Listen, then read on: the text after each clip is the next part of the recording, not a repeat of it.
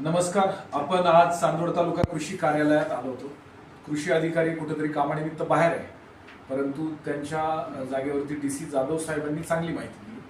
त्यामध्ये असं कळालं की ज्या कांदा बियाणं असलेल्या शेतकऱ्यांची जी कांदा बियाणं कंपनीकडून फसवणूक झाली होती, त्या कलश कंपनीच्या विरोधात ज्या तक्रारी झाल्या होत्या त्या तक्रारींच्या अनुषंगानं सर्वेक्षणं झाली आणि त्या सर्वेक्षणानंतर अहवाल तयार होऊन आज ते अहवाल पुढच्या सहीसाठी SDO ऑफिसकडे गेलेले. आज सायंकाळपर्यंत काही अहवाल त्यातले प्राप्त होतील. तो प्राप्त झाल्यास लगेचच पुढच्या कारवाईला त्या ठिकाणी कृषी कार्यालय सामोरं जाईल असं आम्हाला एकंदरीत दिसतंय.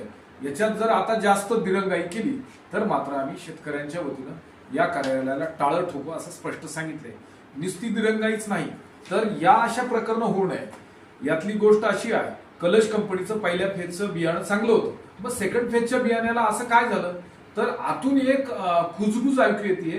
कंपनीचं बियाण्याचं डिमांड वाढली आणि डिमांड वाढल्यामुळं कंपनीच्या तोंडाला पाणी आलं आणि कंपनीने निकृष्ट दर्जाचं बियाणं बाजारात उतरवलं आणि म्हणून अशा पद्धतीने शेतकऱ्यांना त्या ठिकाणी फटका बसलाय. कितीतरी शेतकऱ्यांनी तक्रारीच केलेल्या नाही असंही एकंदरीत दिसतंय.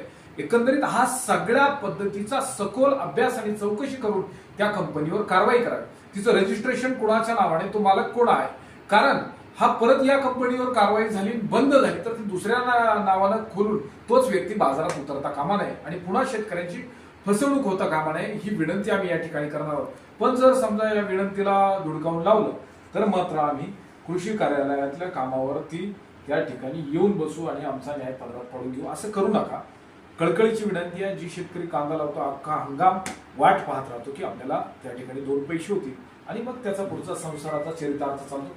त्यामुळं आपण यात न्याय कराल आपल्या विभागाकडनं अशी अपेक्षा करतो. एखादा तर इतिहास घडू द्या, एखाद्या कार्यालयात तर न्याय मिळू देत अशी विनंती करतो आणि जर न्याय मिळाला नाही तर मात्र आम्ही आमच्या पद्धतीने न्याय मिळवून घेऊ.